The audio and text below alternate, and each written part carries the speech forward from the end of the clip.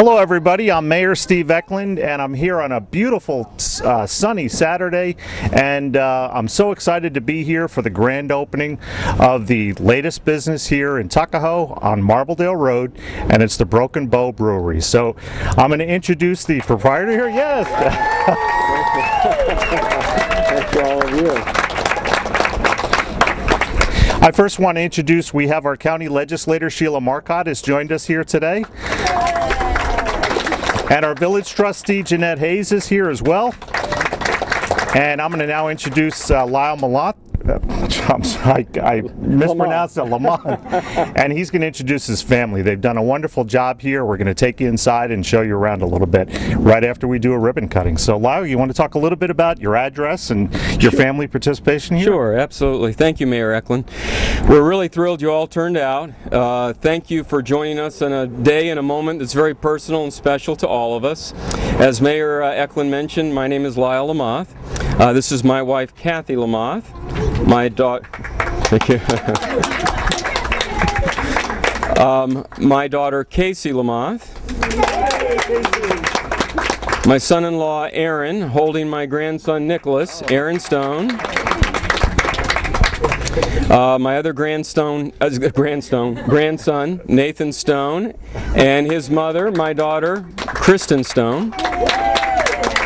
My son, Michael Lamott, and his wife, Betsy Lamott.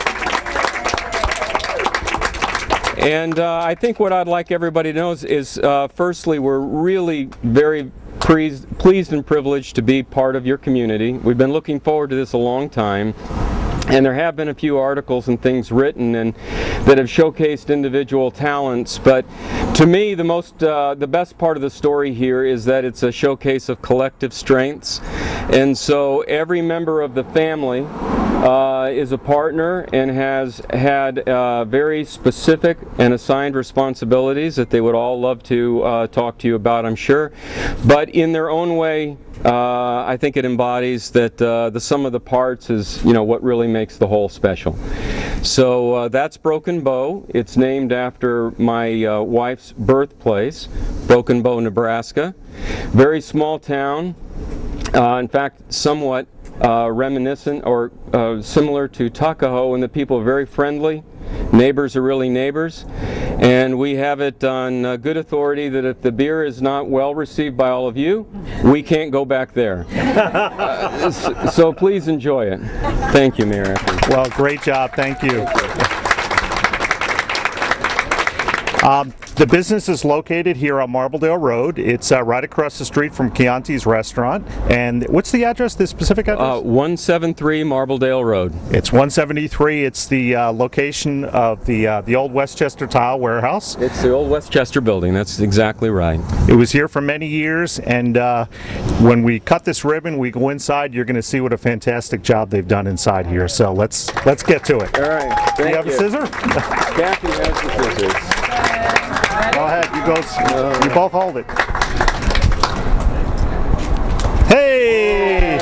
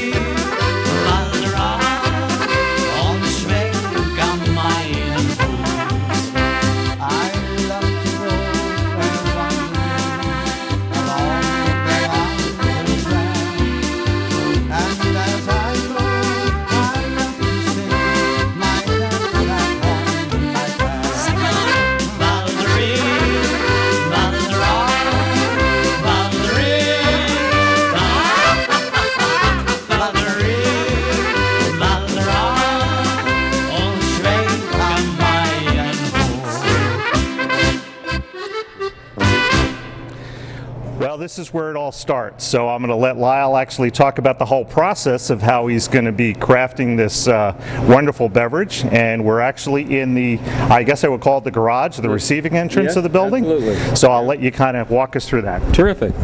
This is actually where it begins and ultimately where it finishes. That's where the kegs and all the cans will be cooling. The process itself, I guess what I'd like to start with is that everything about this is a very natural and from the roots up, literally. So there's nothing pre-manufactured about the process. We start with the grain. These grains come from throughout the Midwest and sometimes from Europe. In the beer industry, we call it malt. We have hops as well that come literally from around the globe, and they comprise 2 of the 4 ingredients in beer. The third is water, and that was a reason we picked Tuckahoe, because you're right next to New York City Tap, which is critically important. And then yeast. Those are the 4 variables in beer. So initially, we turn the boiler on, and this room behind the glass is a mill room. And all of the malt is milled, typically between 600 and 800 pounds per 10-barrel batch. The milling cracks the grain just enough so that water in the brew house can actually seep in, and the water grain mixture becomes the base for beer, which is called wort. These 2 pieces of equipment, which will be important and will come back to you, the big square one in the corner is a glycol chiller. And that's how we control the temperature of the beer as it goes through its fermentation process. And this is a fill tank here on the side, and the canning system will be there in a week or so, and we'll be able to can about, I think, 50, 60 cans a minute. If you notice the Japanese writing, the system is entirely German. But we knew exactly what we wanted. It's a classic brewing system, and we traveled to a brewery north of Tokyo to buy it. We put it on a cargo ship. It came across the Pacific, the canal, up the Atlantic, and the port of New York, and here to Tuckahoe. That's wonderful. What a process, I'll tell you. Let's maybe we'll move into the next stage of the process here, which is in the next room. Thank you. As you can see from the photos on the wall, we picked this old tile building because the kettles in the brew house become very, very heavy. And the fact that it sits on top of an old rock quarry gives extra support as well.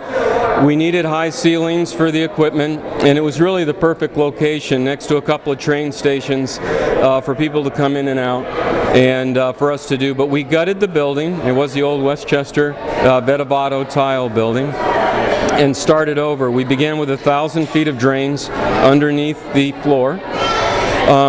The initial group of drains came over to the brew house. The brew house is connected to the mill on the other side, and the grain comes through the ceiling via that auger up there.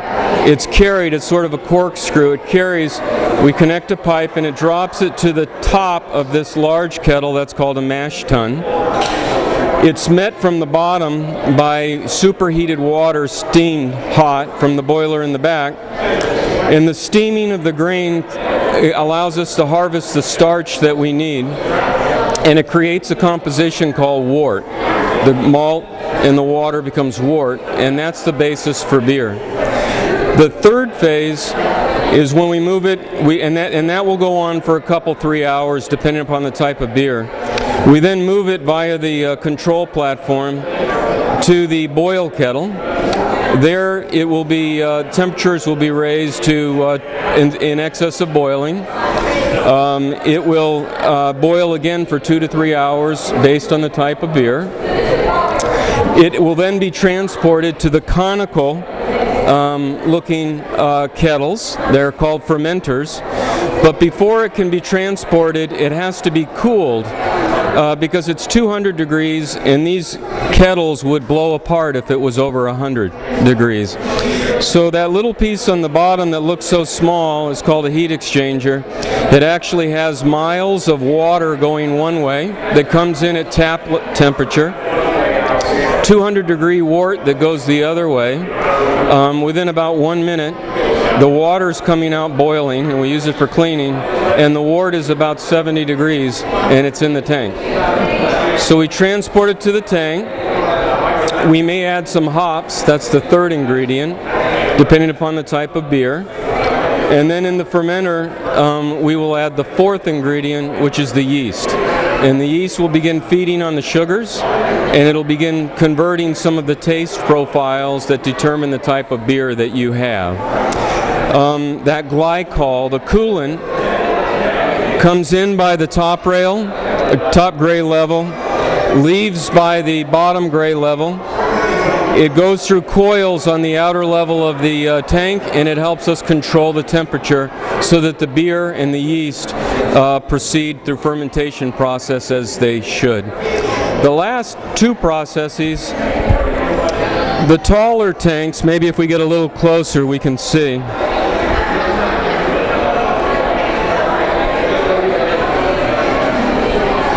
The beer is then transported after about 2 weeks or so from the fermenter to the bright tank in the back. It spends another couple of weeks. We may add some other hops or some other things to change or to enhance the profile of the beer. And then we filter it, and we transport it back to the fill tank, and from there it goes into kegs and cans to be enjoyed either in the tasting room or in local restaurants around the Tuckahoe community or wherever it's being served. Well, to say that that's a complicated process is an understatement. You know, I think a lot of people really underestimate what it takes to get that ice-cold beverage in that mug. So I know I did for a lot of years. Well, you've done a great job here. I'm dying to take a sample of this. But before I do that, I want to give you the opportunity to talk a little bit about when you took over this space. I know that you wanted to repurpose some of the equipment, some of the lumber that was in this building. Can you talk a little bit about that? I know you've done a great job in that. Yes, thank you. So when you visit the tasting room, you'll notice a very distinctive looking tap line. The tap line was a sink for decades and decades, how long I don't know, in this building. We took it off the wall, we obviously sanitized it, cleaned it, but we like to repurpose things, we like to reutilize, we love green. You'll find it throughout the process of our beer, but we reboard out. We went from 2 sink lines to 13 tap lines, and it feeds right through to the cooler. You'll notice the bar, an auger table. In the auger table is a classic auger that used to be part of this system. New technology, the new auger, allows us to move at a faster speed, but I didn't want to get rid of the old auger. So the family and I built the table, and instead of an auger blade, it's now a 30-foot table to put your beer on and see some of the history of brewing. And around the corner, if we could take a look, we've put in a conference facility that we built the table. It's 16 feet by about 5 feet across, weighs about 500 pounds, and it's all made from the lumber over a century old that came from the ceiling in this building. So rather than get rid of this beautiful wood, we planed it, we sanded it for months, and I hope you have a chance to see it. I think you'll like it. Well, I'm sure you're going to be very successful. We're certainly very, very pleased that you chose Tuckahoe as your home. I want to give you this opportunity to tell us a little bit about how the public can engage your product here, and how you market your beer. Thank you. Thank you. Well, as I mentioned earlier, every member of the family has a distinct responsibility, and fortunately for us, in an area that they like. So Michael and I started home brewing 10-15 years ago, but every member of the family now creates their own recipes and has been involved in the process. But Michael leads the brewing process, and if it's your recipe or you have influence in it or aspects of it, you will be part of that. So if somebody wants to learn about brewing, please engage any member of the family, and they will answer your questions. Casey, my daughter, just graduated from Carnegie Mellon with a degree in biomedical engineering, which was perfect for our yeast cultivation, which is very unusual for a brewery of this size. So we can maintain the quality of our yeast on site and use it for generations. And so she has a lab, in the back, and if you've got any questions regarding the science of this, engage Casey. Kristen, in artist, design, marketing. If you look around at the ceiling tiles, the lighting fixtures, anything that looks artsy around here, it's Kristen. If you want to book the conference room, if you want to have private parties, if you want to do something here, Kristen or perhaps myself would be a really terrific. We would be the people to go to. My wife Kathy, she's a web designer. And so she put together our website. She handles all of the administrative details, the many details that I fail at on a daily basis. And so if it's anything having to do with the daily operation of the business, she is the go-to person, and she keeps the family in order. And I like to tease that I kind of get involved in everything, but I mostly carry stuff. So I can engage you in any conversation. And candidly, for the better part of my entire life, I've loved beer and I've loved my family. So I'm very happy to be here, and we're grateful for this opportunity. Wow, that's a great combination. And your hours here, can you tell us a little bit about when the public can come in here? Yes. So we are open on Tuesday, Wednesday, Thursday from 3 to 8. We're not a bar purposefully because we really wanted to concentrate on the quality of the beer. So we've engaged a lot of the restaurants in the area, and they can cater in if somebody wants to do an event, or they can provide food service today. We've got Growlers and Chianti helping us out with the grand opening. But from 3 to 8, we've got light snacks and sandwiches and things, and we invite everybody to come in and find their favorite beer, or to try them one at a time, or what have you. On Friday and Saturday, we're open from noon to 10. We will do private parties again in the evenings, or on weekends. We're closed on Sunday and Monday to give that flexibility for groups that may want to come in, or in the afternoon if somebody wants to do something in the conference facility. We will sell our cans, traditional growlers, pints, and flights here on premise. And then we will distribute kegs to the community at large. And I know you had mentioned before that you're actually going to be having your beer is going to be canned here. Yes. And one of the things that I had mentioned is that Tuckahoe is known for many years ago for being a great bottling manufacturing facility. We had the Pepsi bottling factory down the street. Leewood Beverage down on Columbus Avenue was a fascinating location for young kids like me on a bicycle to stop and watch the whole process. So it's going to be wonderful for our younger generation to come and see that process as well too. Well, I really appreciate it, and again, I can't say enough that the Tuckahoe has gone out of their way, we feel, to embrace every member of the community. And it feels like a fantastic start. And even the two members I should mention of the family, my son-in-law Aaron and my daughter-in-law Betsy, that are not involved on a daily basis but deeply involved. When Aaron he's kind of our tech guy. When he's had any questions about the technology, he's been able to find the answer with some neighbor on the street or one of the companies on the road. And Betsy is very much involved in marketing research. And she's, again, been contacted and been in the process of contacting members of the community that have been open. So that means a lot to us. And we feel like we've really landed in the right place. And we want to be reflective in a complimentary fashion to the community. And I know the community will be in kind to us. So it feels like a marriage made in heaven. Thank you. We're glad that you made this your home, and I'm ready for a beer. Me too. Okay. Thank you, Mayor Ecklond. Heaven, there is no beer. That's why we drink it here.